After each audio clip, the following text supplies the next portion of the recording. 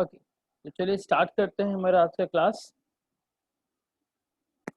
आज हम देखेंगे कॉस्ट ऑफ एक्विजिशन के बारे में। कॉस्ट ऑफ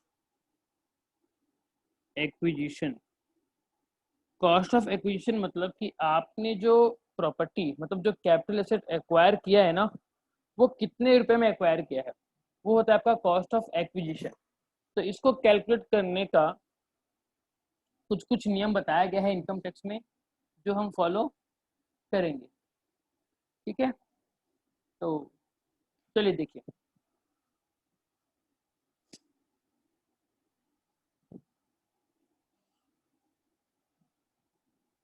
पहले हम लेंगे इसका जनरल वाला पार्ट, फिर देखेंगे special situation.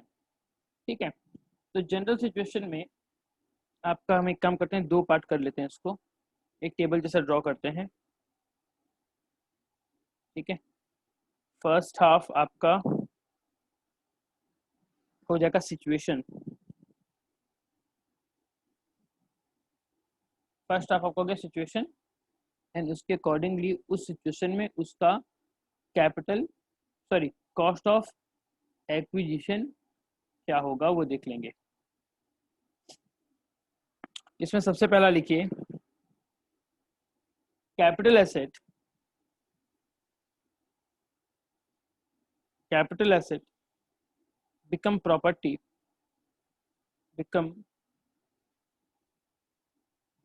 property of an SSE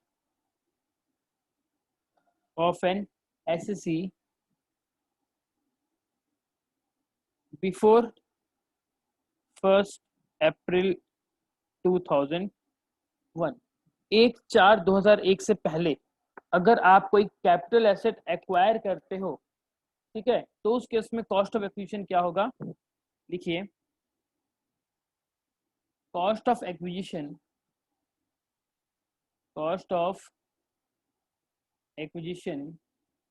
to the SSC और fair market value as on 1/4/2001 at the option of the SSC. मतलब एसएससी का उस दिन जो मन किया वो वैल्यू ले सकता है, बट यूजुअली बताओ आप क्या हो सकता है, वो कौन सा वैल्यू लेगा, वो लेगा obviously the higher one, that is higher value. इसका मतलब ये है, समझिए पहले इस चीज को, पहले इसको उतार लीजिए। देखिए ये क्या कह रहा है कि जब हम कैपिटल गेन में हमारा जब हम निकालते हैं, सॉल्व करते हैं कैपिटल गेन, हम कैसे करते हैं, हम करते हैं हमारा सेल प्रोसीड्स, मतलब हमने जो कैपिटल एसेट बेचा उसको बेचकर हमको कितना पैसा मिला, उससे लेस क्या करते हैं, एक्सपेंस ऑन ट्रांसफर।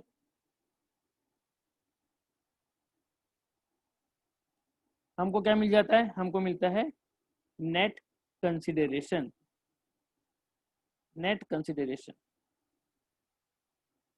फिर इससे क्या माइनस करेंगे, इस एसेट को खरीदने का जो कॉस्ट लगा था, that is cost of acquisition. मतलब हमने ये जो एसेट को एक्वायर किया था, एक्वायर करने के लिए कितना हमारा कॉस्ट लगा, वो हम क्या करते थे, इससे माइनस करते थे। समझ में आया, नेट कंसिडरेशन से हम उसको माइनस करते थे। तो यहाँ पर ये कह रहा है कि मान लो दिस इज आवर टाइमलाइन, ये आपका 1/4/2001 है। ठीक है, तो आपने इस पीरियड में कोई एक प्रॉपर्टी खरीदी थी, मान लीजिए आपने ये एक प्रॉपर्टी को क्या किया था, एक्वायर किया था। ठीक है, और कितने में एक्वायर किया था, मान लीजिए आपने एक्वायर किया था इसको 5 लाख रुपए में। ठीक है, तो ये हमको बोल रहा है जिस दिन आपने बेचा, मान लीजिए आपने यहाँ पर कहीं पर बेचा, ये हमारा तारीख है फॉर एग्जाम्पल 1 अप्रैल 2019। ठीक है, मान लीजिए आपने इस तारीख को क्या कर दिया, उसको सेल कर दिया। किसको सेल किया? कैपिटल एसेट को सेल किया। ठीक है, तो इस कैपिटल एसेट के सेल करने से जो पैसा आया उससे आप माइनस क्या करोगे? Cost of acquisition. तो ये जो कॉस्ट है ये कैसे लोगे? ये बोलता है कि जहां पर आपका 1/4/2001 से पहले वाले पीरियड में अगर आपने कोई एक एसेट खरीदा था तो हम क्या करेंगे? हम 1/4/2001 वाली डेट पे देखेंगे कि उस एसेट का फेयर मार्केट वैल्यू कितना था और उसी एसेट का कॉस्ट ऑफ एक्विजिशन आपने कितना दिया है। इन दोनों में से जो हायर होगा हम उसको उसकी वैल्यू मान लेंगे। क्यों मानेंगे? सोच कर देखिए। मान लीजिए आपने सेल किया 10 लाख रुपए में, आपका कॉस्ट पड़ा था 5 लाख रुपए, और मान लीजिए 1/4/2001 को फेयर वैल्यू उस प्रॉपर्टी की है 8 लाख रुपए। ठीक है, तो अगर आप दोनों को कंपेयर करके देखिए, ये आपका सेल प्रोसीड्स कितना आया? 10 लाख रुपए। यहाँ से माइनस कीजिए ओरिजिनल वैल्यू 5 लाख, और ये आपका 10 लाख रुपए। यहाँ से माइनस करेंगे क्या हम? Fair market value, that is 8 lakh रुपए।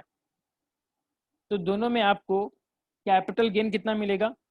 पहले वाले केस में मिल गया आपको 5 लाख रुपए, दूसरे वाले केस में कैपिटल गेन मिला 2 लाख रुपए। यानी कि दूसरे वाले सिचुएशन में, इस वाले सिचुएशन में आपका गेन कितना हो गया? 2 लाख रुपए। एंड पुराने केस में कितना हो रहा था? 5 लाख रुपए। तो फायदा कहाँ पर कम हुआ? सेकंड वाले ऑप्शन में। तो टैक्स कहाँ पर कम पे करोगे? सेकंड वाले ऑप्शन में। तो यूजुअली ये बोला गया है कि 1/4/2001 को हम देखेंगे आपका फेयर मार्केट वैल्यू कितना था और आपका एक्चुअल कॉस्ट ऑफ एक्विजिशन कितना था। इन दोनों में से, that is actual cost of acquisition and fair market value, इन दोनों में जो यूजुअली हायर होता है हम उसको ही क्या मानते हैं? हमारा कॉस्ट। ताकि जब हम उसको सेल प्रोसीड्स से माइनस करेंगे तो हमारा प्रॉफिट कमती आएगा एंड अकॉर्डिंगली हमको क्या करना पड़ेगा? टैक्स भी कम पे करना पड़ेगा।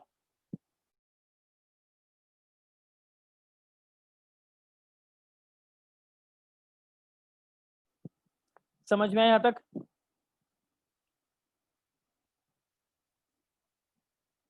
समझ में आया? Yes sir. ओके, तो देखिए वही चीज यहाँ पर लिखा है। अभी इस चीज को पढ़िए कि कॉस्ट ऑफ एक्विजिशन मतलब क्या? ऐसा सिचुएशन जहां पर आपने प्रॉपर्टी को एक्वायर किया बिफोर 1/4/2001, 1/4/2001 से पहले आपने एक्वायर किया। तो कॉस्ट कितना मानेंगे? जितना आपको एक्चुअली में कॉस्ट लगा था वो, या फिर जो आपका फेयर मार्केट वैल्यू है वो, उन दोनों में से जो ज्यादा रहेगा। हालांकि यहाँ पर ऑप्शन दिया है एसएससी को कि आप जो चाहो वो वैल्यू ले सकते हो, बट एज ए एसएससी आप खुद सोचिए, आप यहाँ पर जब आप 5 लाख वैल्यू ले रहे थे, दिस इज सिचुएशन ए, तब आपको ज्यादा फायदा हो रहा था कि जब आप बी लोगे तब ज्यादा फायदा होगा? ऑब्वियसली जब आप ऑप्शन बी चूज करोगे तो आपको ज्यादा फायदा होगा। तो हेंस यहाँ पर एसटीसी जो चाहे वो वैल्यू ले सकता है, और वो लेगा महंगा वाला ही, ताकि उसको कैपिटल गेन कम निकले और उसको टैक्स भी कम देना पड़े। ये था हमारा पहला ऑप्शन। ठीक है, दूसरा हम देखेंगे। देखिए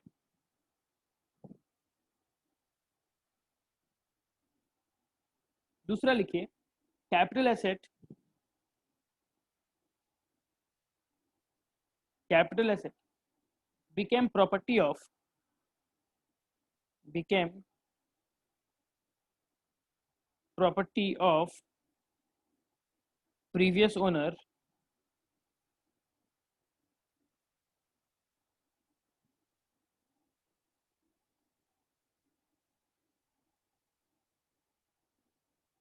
previous owner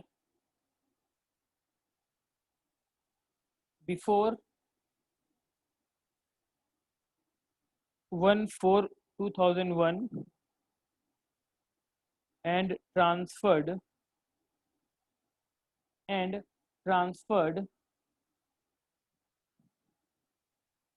to the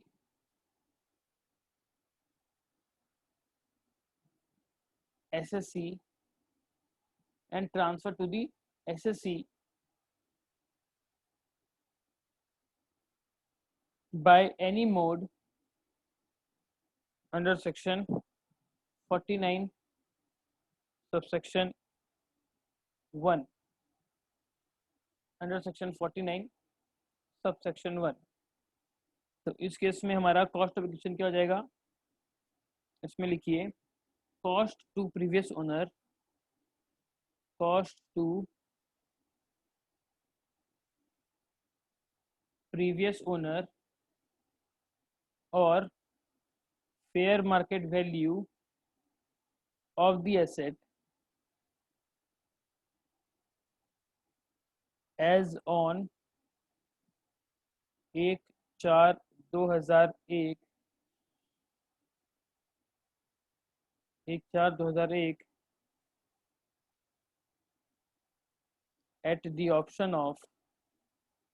at the option of the SSC। हालांकि यहाँ पर भी वो क्या चीज होगा, वो ज़्यादा वैल्यू ही लेगा ताकि उसको कमती खर्चा आए, that is higher value, higher value. इसमें लिखिए note,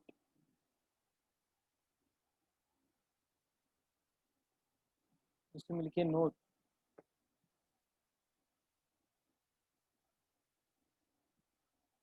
when cost of acquisition of the previous owner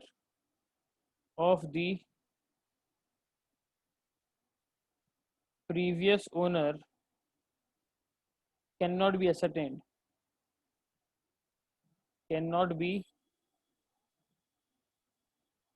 ascertained,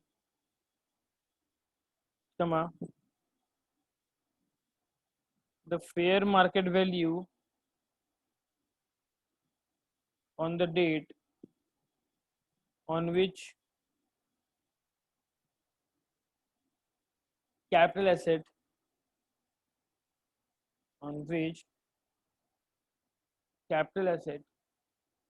become the property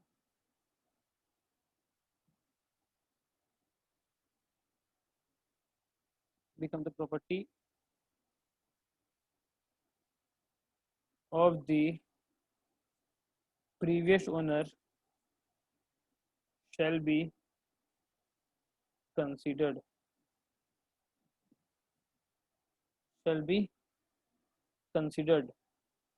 चलिए पहले इतना लिखिए, फिर मैं डिस्कस करवाता हूँ आपको आगे।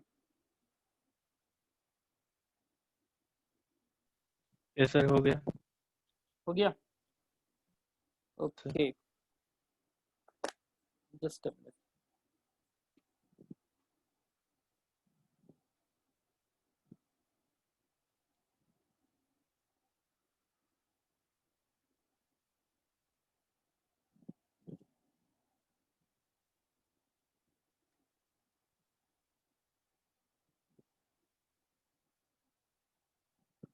यहाँ पर क्या बोल रहे हैं देखिए, capital asset become property of previous owner before 1/4/2001 and transfer to the SSC by any mode under section 49 subsection 1।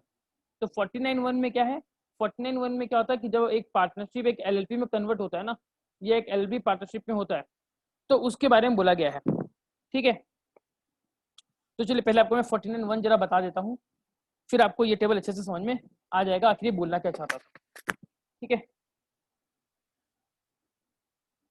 यहाँ पर आप लोग क्या कीजिए, आप लोग कीजिए 49(1) को हाईलाइट और नीचे पहले 49(1) को लिखते हैं और फिर डिटेल में इसके ऊपर डिस्कशन करते हैं। लिखिए सेक्शन 49 सबसेक्शन 1 क्या है, ये है आपका cost of acquisition of assets transferred during conversion to LLP, ठीक है।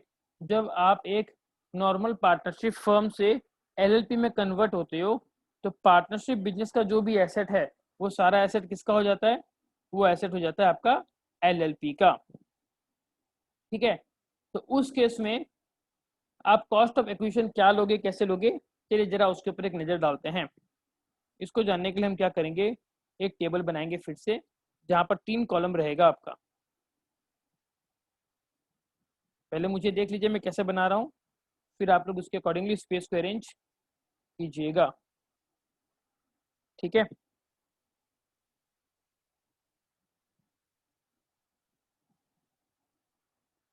ज़्यादा नहीं, 3 पॉइंट रहेगा इसके अंदर। पहला वाला आपका रहेगा एसएससी, दूसरा रहेगा आपका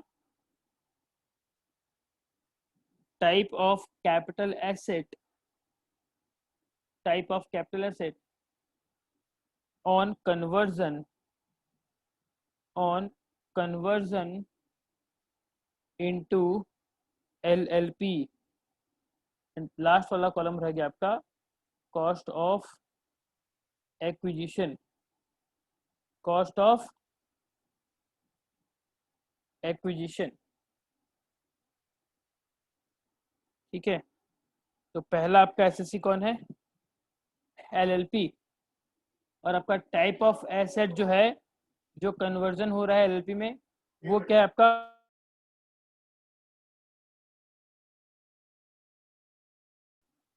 वो आपका है asset transferred during, asset transferred during conversion, during conversion into LLP. ठीक है, मान लीजिए एक पार्टनरशिप फर्म था, पार्टनरशिप फर्म एलएलपी में कन्वर्ट हो रहा है, तो जो एलएलपी है वो एसएससी बन गया, तो उसको कितने रुपए में लागत पड़ी, वो जो एसेट उसके पास ट्रांसफर होकर आ रहा है वो कितने रुपए में उसको लागत पड़ा। तो चलिए लिखिए, cost for which, cost for which the private company और the unlisted public company, unlisted public company acquired the asset, acquired the asset। थोड़ा सा कंफ्यूजन हो सकता है आप लोगों को भी समझने में, बट कोई दिक्कत नहीं, हम पहले इसको लिख लेंगे और हर बार की तरह लिखने के बाद फिर इसको हम डिस्कस करेंगे, तो टेंशन मत लीजिए, आपको सब समझ में आएगा। दूसरा सिचुएशन फिर से एलएलपी का है, यहाँ पर एसेट जो ट्रांसफर हो रहा है वो क्या है, वो है आपका depreciable, depreciable asset. Depreciable asset मतलब वो एसेट जिसके ऊपर हम डेप्रिसिएशन चार्ज कर सकते हैं। ठीक है, तो depreciable asset transferred under section 47 clause X I B to limited liability partnership. ठीक है, तो यहाँ पर अगर आप कोई डेप्रिशिएबल एसेट अगर ट्रांसफर कर रहे हो तो आप उसका बुक वैल्यू को देखोगे। कॉस्ट के केस में लिखिए WDV of such book, sorry, of such block in the hands of the, in the hands of the private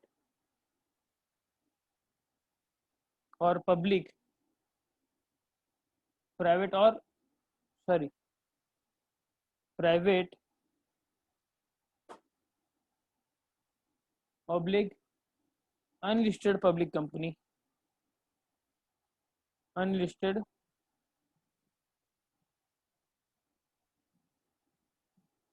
public company on the date of conversion, on the date of conversion। ये हुआ हमारा दूसरा point. Now last point, इसका तीसरा point वो लिख लीजिए, फिर हम इससे ऊपर के जो भी नोट्स हैं जो आज हमने लिखे हैं उन सबको डिस्कस करेंगे और समझेंगे आखिर सबका मीनिंग क्या है। Partner of LLP. अब हम देखेंगे कि अगर कोई पार्टनर है एलएलपी का तो उसके लिए कितना कॉस्ट ऑफ एक्विजिशन होगा वो हम देखेंगे। ठीक है, तो उसके लिए क्या आपका कैपिटल एसेट ट्रांसफर हुआ, वो हुआ आपका rights of a partner in a LLP. अगर एलएलपी के अंदर पार्टनर का जो राइट है वो अगर ट्रांसफर हो रहा है तो कॉस्ट क्या आ जाएगा पता है आपको? कॉस्ट हो जाएगा the cost of acquisition of the shares of the share और shares in the private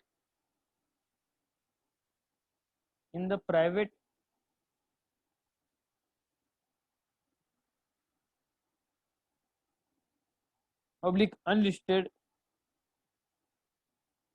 public company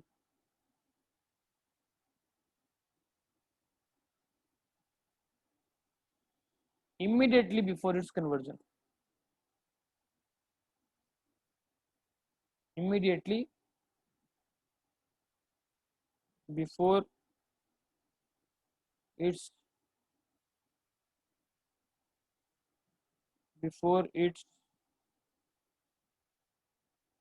conversion। चलिए इस टेबल को लिख लीजिए, फिर हम सारा का सारा जो आज हमने पढ़ा है उसको हम डिस्कस करेंगे। गो फास्ट, फटाफट लिखिए। यस सर कोई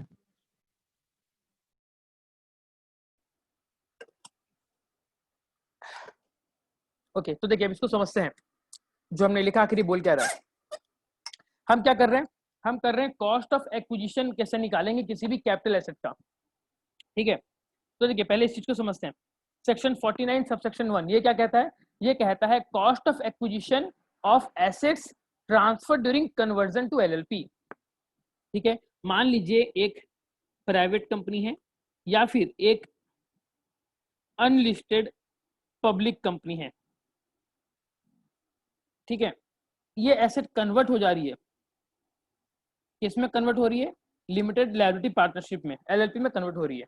तो क्या होगा, इसके जो भी एसेट्स थे ये सारे एसेट अब किसके हो जाएंगे? ये सारे एसेट ट्रांसफर होकर हो जाएंगे एलएलपी के, ट्रांसफर हो जाएंगे एलएलपी के। ठीक है, तो एलएलपी के पास क्या आया? एलएलपी के पास जब ये एसेट्स आए, ये एसेट्स आए कैसे? ट्रांसफर होकर, तो पक्का इन एसेट्स का कुछ कॉस्ट तो एलएलपी को पड़ा होगा। तो हम देखेंगे वो कॉस्ट ऑफ एक्विजिशन क्या पड़ा। तो देखिए यहाँ पर क्या बोल रहा है पहला वाला केस कि एलएलपी के केस में एलएलपी एसएससी है और टाइप ऑफ कैपिटल एसेट क्या हो रहा है जो कन्वर्जन हो रहा है वो है आपका asset transfer during conversion into LLP. एक एलएलपी में कन्वर्ट करने के दौरान जो भी एसेट ट्रांसफर हो रहा है हम उसको कवर कर रहे हैं एंड बेसिकली कैपिटल एसेट्स की बात हो रही है। तो कॉस्ट क्या माना जाएगा? कॉस्ट क्या माना जाएगा? किसके हाथ में? एलएलपी के हाथ में कॉस्ट माना जाएगा the cost for which the private company और the unlisted public company acquired the asset. मतलब क्या, यहाँ पर मान लो इस कंपनी ने वो एसेट खरीदा था 10,000 रुपए में और जब ये क्या कर रही है, ट्रांसफर कर रही है। कब करी transfer? During the process of conversion. तो यहाँ पर एलएलपी को भी कितना में पड़ा पता है? जितना में उसको पिछले वाली कंपनी को कॉस्ट पड़ा था। This is the cost of acquisition. वो चीज यहाँ पर पहले वाले केस में बोला। दूसरे केस में क्या बोल रहा है कि अगर ट्रांसफर होने वाला चीज डेप्रिशिएबल एसेट है। डेप्रिशिएबल एसेट मतलब हर वो एसेट जिसके ऊपर आप डेप्रिसिएशन चार्ज कर सकते हो। ठीक है, तो एलएलपी के केस में अगर हम डेप्रिशिएबल एसेट को ट्रांसफर करें तो कॉस्ट क्या हो जाएगा? कॉस्ट हो जाएगा भैया जितना उसका डब्ल्यूडीवी था, the WDV of such block in the hands of the private और unlisted company as on the date of conversion. मतलब क्या? मतलब ये कि मान लो ये हमारा उस प्राइवेट कंपनी का बैलेंस शीट है जहां पर हमारा डब्ल्यूडीवी वैल्यू एसेट का दिखा रहा है, डब्ल्यूडीवी वैल्यू ऑफ एसेट्स का दिखा रहा है मान लीजिए 20,000 रुपए। तो फिर हम क्या करेंगे, हम इस 20,000 को ही मानेंगे द कॉस्ट ऑफ एक्विजिशन। किसके हाथ में, जो नई कंपनी है, जो नया एलएलपी है उसके हाथ में। ठीक है, तो देखो वही चीज बोल रहा है, फिर से अभी इसको पढ़िए कि एलएलपी के केस में एलएलपी इज द एसएससी और ट्रांसफर होने वाला चीज क्या है आपका, डेप्रिशिएबल एसेट। तो हम उसका कॉस्ट क्या मानते हैं, हम कॉस्ट मानते हैं the value of such block in the hands of the private company. मतलब क्या, मेरे यहाँ पर ये बहुत सारे कॉमन, ये बहुत सारे कॉमन क्या है, कॉमन एसेट्स हैं, ये बहुत सारे कॉमन एसेट्स का एक ब्लॉक बना लिया मैंने, मतलब एक लिस्ट बना ली है। वो सारे के सारे एसेट का जो भी रिटर्न डाउन वैल्यू दिखा रहा होगा मेरे बुक में, हम उसी को क्या मान लेंगे, cost of acquisition. Now the third part क्या है, पार्टनर ऑफ एलएलपी। कि हाँ, जो एलएलपी के पार्टनर हैं, ठीक है, अगर वो ट्रांसफर करते हैं अपना rights of a partner in LLP, अगर वो पार्टनर अपना अधिकार being a partner of LLP अगर ट्रांसफर करते हैं, तो उसमें कॉस्ट क्या हो जाएगा, cost of acquisition of the shares in the private और unlisted company immediately before its conversion. मतलब क्या, मतलब ये समझने की कोशिश कीजिए कि पहले हमारी एक प्राइवेट कंपनी थी, प्राइवेट कंपनी के शेयर्स थे, और इस शेयर्स को किसने खरीदा था, मान लीजिए ये एक पार्टनर है, प्राइवेट कंपनी का कोई एक पार्टनर या फिर कोई एक मेंबर है, जिसने उस शेयर्स को एक्वायर किया था 200 रुपए में पर शेयर, उसने 200 रुपए में एक्वायर किया था। आज ये क्या हो गया, ये प्राइवेट कंपनी बदल कर क्या हो गई, लिमिटेड लायबिलिटी पार्टनरशिप। और इस वाले पार्टनरशिप में क्या हो गया, बहुत सारे पार्टनर्स हैं, और ये पार्टनर्स के पास राइट है इस कंपनी में ऑपरेट करने का। तो अगर ये अपना राइट किसी और को अगर ट्रांसफर करते हैं, किसी थर्ड पार्टी को ये ट्रांसफर कर देते हैं, तो उस केस में ये जो राइट है, इस पार्टनर को ये राइट कितने रुपए में पड़ा था, जितना है रुपए उसको पिछले कंपनी में उतना अधिकार लेने के लिए पड़ा था, वो हम मान लेंगे उसका कॉस्ट ऑफ एक्विजिशन। समझ में आया आपको, वो था आपका तीसरा पार्ट। तो आई होप आपको ये तीनों सिचुएशन पता चल गया होगा। अब देखिए, अब हम आगे इसको कंटिन्यू करते हैं हमारे मेन टेबल के साथ। मेन टेबल हमारा क्या है, जहां से आज से हमने जो क्लास शुरू करी वो क्या है, वो है आपका cost of acquisition. Cost of acquisition मतलब क्या होता है कि आप कोई भी कैपिटल एसेट को अगर एक्वायर करते हो तो आपको उसको लेने में कितना पैसा लगा। तो हम जनरल सिचुएशन देख रहे हैं। पहला सिचुएशन हमने देखा कि अगर एसेट आप 1/4/2001 से पहले अगर खरीदते हो, तो 1/4/2001 वाले दिन जो उसका फेयर वैल्यू होगा वो, या जितना आपका कॉस्ट लगा था वो, उन दोनों में से विचएवर इज हायर, आप क्या मानोगे, कॉस्ट ऑफ एक्विजिशन मानोगे। दूसरा कंडीशन क्या कहता है कि जहां पर कैपिटल एसेट जो है, that is capital asset become property of previous owner before 1/4/2001 and transfer to the SSC by an any mode. मतलब जब यहाँ पर वही कैपिटल एसेट जो भी हमने देखा, प्राइवेट कंपनी थी और ट्रांसफर हो गया एलएलपी को, उस केस में क्या बोला, ये कॉस्ट ऑफ प्रीवियस ओनर और fair market value as on the date of 1/4/2001। मतलब क्या, यहाँ पर ये सीन देखिए, ये जो एलएलपी में ट्रांसफर हुआ ना, ठीक है, ये ट्रांसफर कब हुआ था, मान लीजिए 1/4/2001 के पहले, इस वाले पीरियड में ये ट्रांसफर हो चुका है। तो आप क्या करोगे, आप देखोगे आपका जो नॉर्मल कॉस्ट था एक्विजिशन का वो, या फिर 1/4/2001 के दिन जो फेयर मार्केट वैल्यू है उस शेयर्स का वो, इन दोनों में से विचएवर इज हायर, आप उसको 1/4/2001 वाले दिन वो वैल्यू ले लोगे। अभी आपको शायद इतना समझ में ना आ रहा हो, बट जब हम इसके ऊपर का नंबर करेंगे तो आपको ये सारा सब कुछ समझ में आ जाएगा। फिर से रिपीट कर देता हूँ, आज हमने क्लास कहाँ से शुरू करी, हमने क्लास शुरू करी कॉस्ट ऑफ एक्विजिशन से, जहाँ पर हमने दो पार्ट देखा अभी तक कि कोई जनरल केस में कोई भी अगर कैपिटल एसेट है जिसको आपने एक्वायर किया बिफोर, एक्वायर किया आपने बिफोर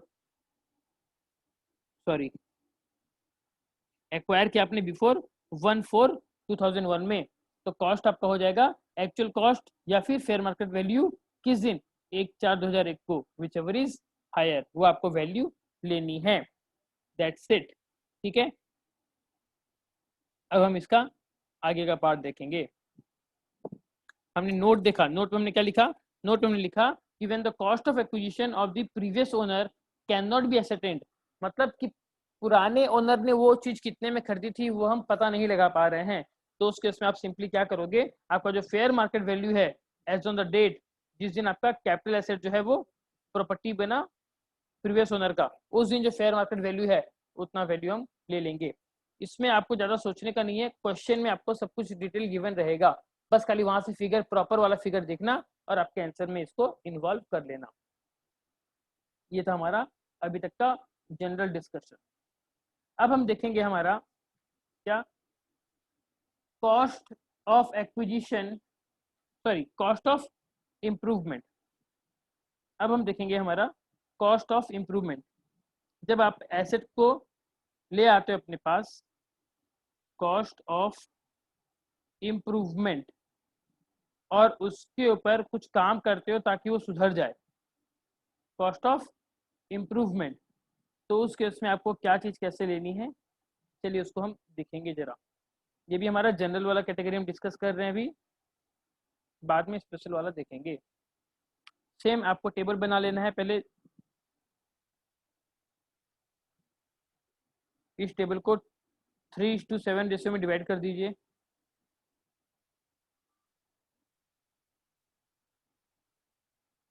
पहले का नाम सिचुएशन, दूसरे का नाम cost of improvement.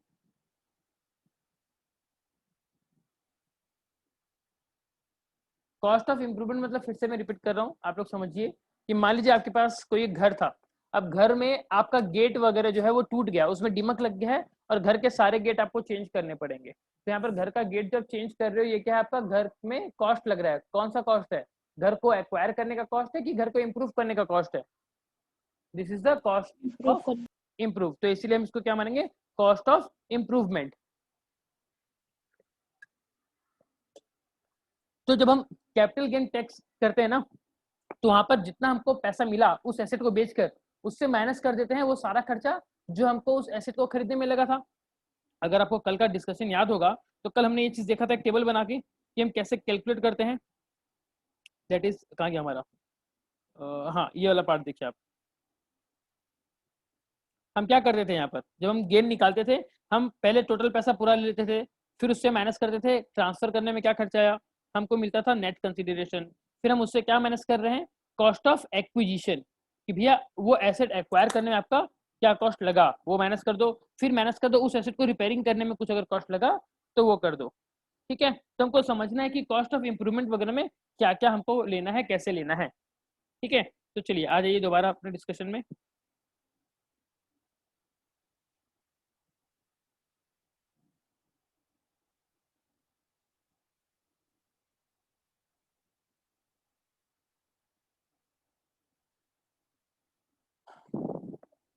Cost of improvement, ठीक है, तो यहाँ पर भी लिखिए,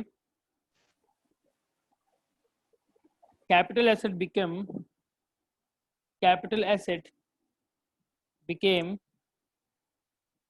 property of, became property of previous owner,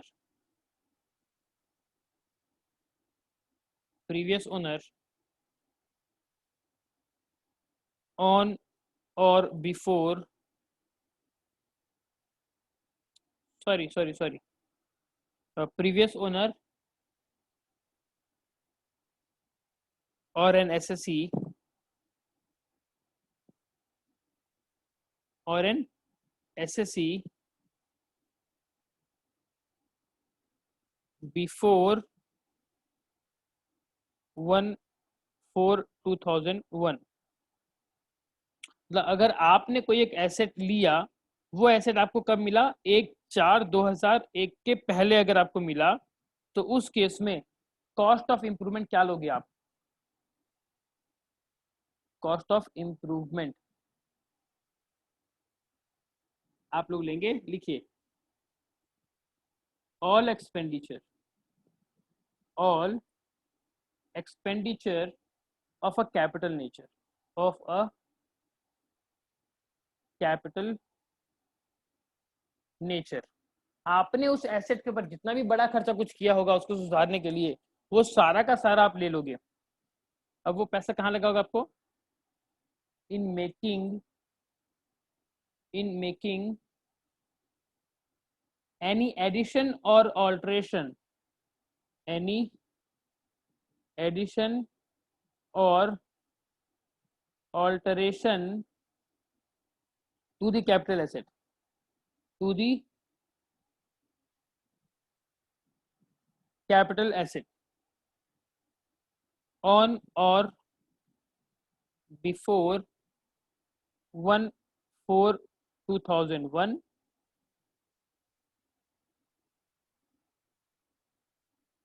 by the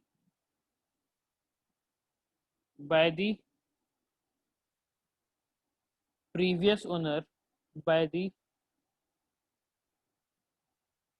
previous owner or the SSC.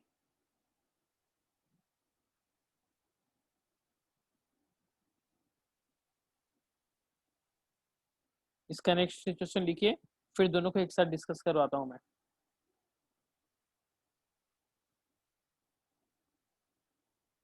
Next situation है आपका any other cases. Any other cases मतलब क्या हो गया? बेसिकली आपका ट्रांसफर हुआ आफ्टर 1/4/2001, ठीक है। आप इसको ऐसे लिख सकते हो, ऑन और आफ्टर 1/4/2001। इस डेट के बाद अगर आप ट्रांसफर करते हो तो उस केस में आपका क्या होगा? देखिए, लिखे यहाँ पर bit A, all expenditure of capital nature, all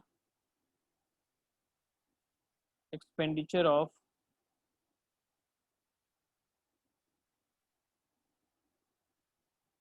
capital nature in making any addition, in making any addition or alteration to the capital asset, to the capital asset by the SSC and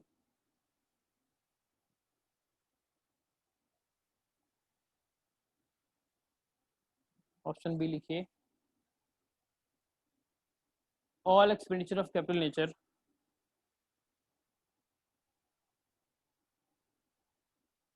all expenditure of capital nature of capital nature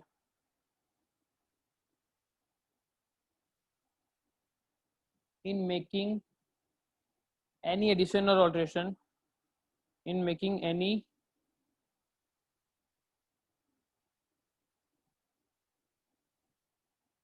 sorry in make sorry nature in making any addition or alteration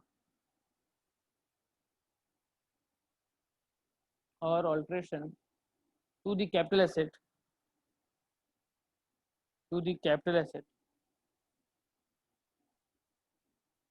by the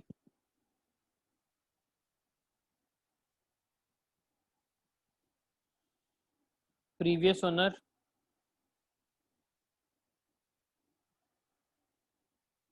comma in case the SSC become in case the SSC became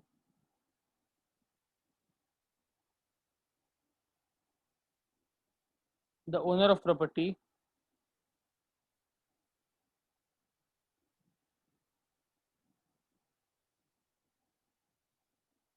by any mode under section 49(1).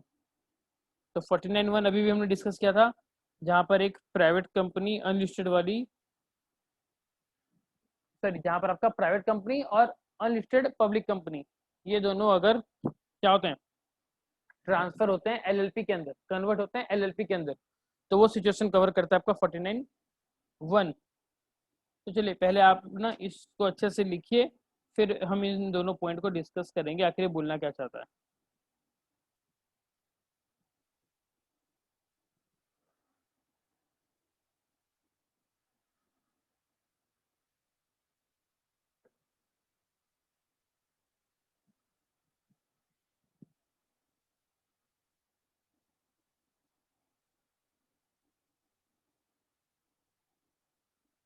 एक बार लिख लेने के बाद मुझे inform कीजिएगा कि आपका हो गया करके।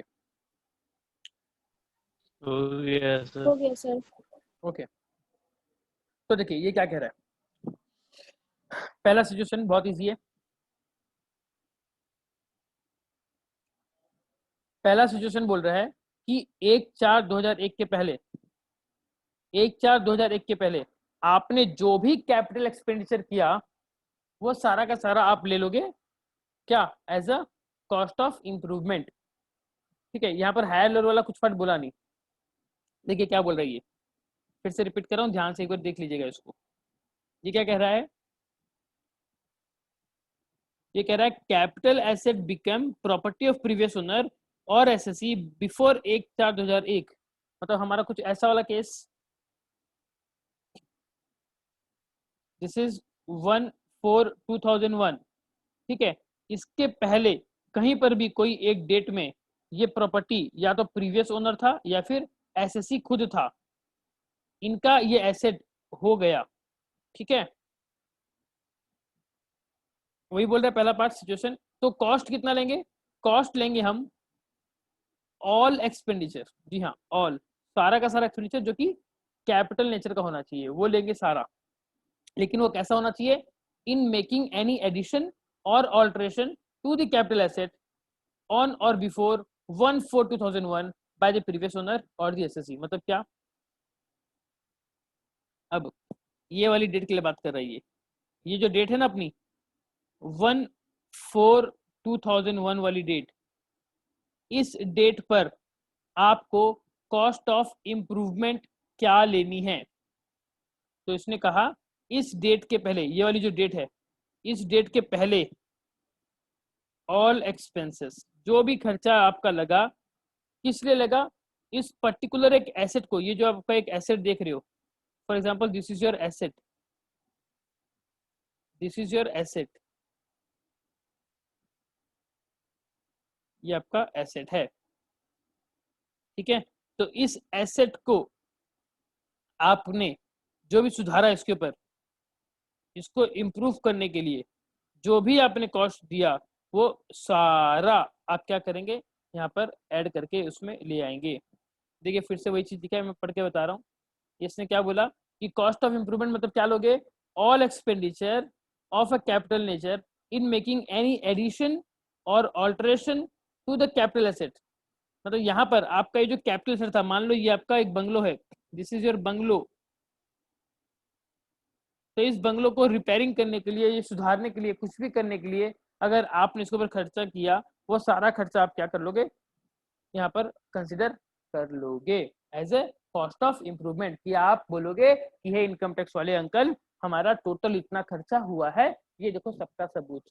तो देखो यहाँ पर क्या हो गया, जब आपको ये एक्ट बोल रहा है कि आप ऐसे खर्चे को एज ए डिडक्शन, सॉरी ऐसे खर्चे को as a cost of improvement आप बता सकते हो, तो आपको क्या करना पड़ेगा, आपको उसका एक रिकॉर्ड भी रखना पड़ेगा।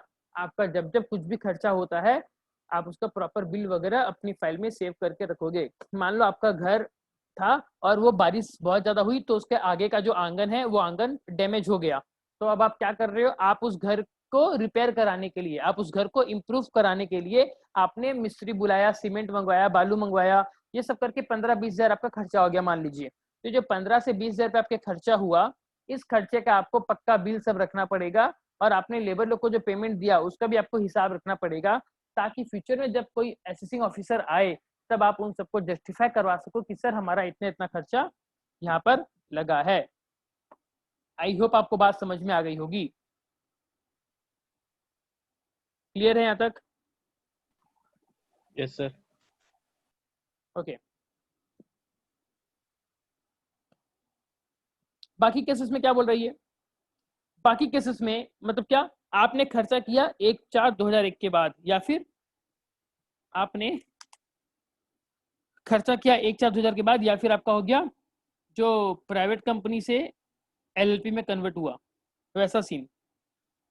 क्या कह रही है, ये कह रहा है वही सेम चीज, all expenditure of capital nature in making any addition, उस कैपिटल एसेट के ऊपर आपने कुछ एडिशन किया, कुछ ऑल्टर किया, वो जो भी खर्चा लगा होगा, ऑल एक्सपेंडिचर वो आपको लेना है। एंड साथ ही साथ एंड साथ ही साथ क्या बोल रही है, all expenditure of capital nature in making any addition alteration to the capital asset by the previous owner, साथ ही साथ प्रीवियस ओनर ने भी अगर कुछ खर्चा किया था तो भी हम यहाँ पर उसमें कवर कर लेंगे। लेकिन वो कौन सा केस होगा, वो केस सिर्फ और सिर्फ 49(1) वाला होना चाहिए। मतलब क्या, मतलब प्राइवेट कंपनी या अनलिस्टेड कंपनी से ट्रांसफर हो गया एलएलपी में, अगर ये सिचुएशन है तो उस केस में नॉर्मल जो अभी एसएससी है, करंट एसएससी, उसका कॉस्ट प्लस जो प्रीवियस ओनर है उसका भी हम यहाँ पर वैल्यू ले लेंगे। समझ में आया आपको यहाँ तक? जी आई सर। होप आपको यहाँ तक समझ में आ गया होगा और कोई डाउट नहीं होगा। ठीक है,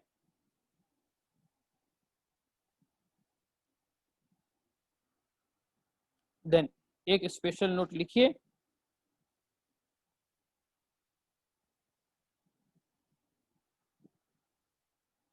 cost of improvement, cost of improvement does not include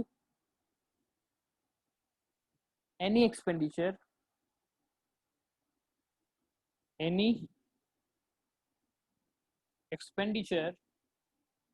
which deductible, which is deductible under house property, PGBP, income from other sources। ठीक है, for example interest on housing loan.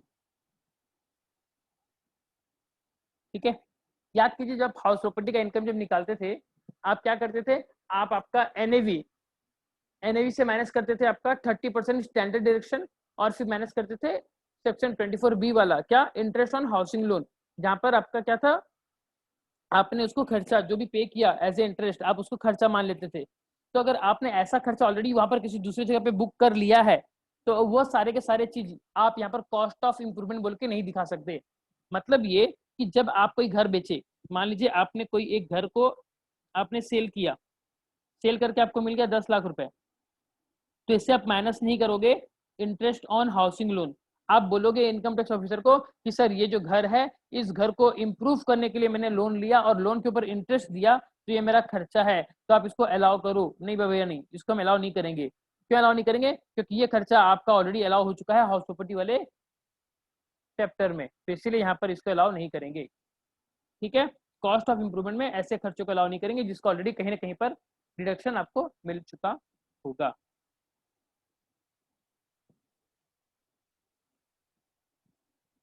चलिए ब्रेक के बाद वापस मिलते हैं, थोड़ा सा और नोट है उन नोट्स को लिखते हैं फिर प्रैक्टिकल नंबर सॉल्व करेंगे। आइए ब्रेक के बाद।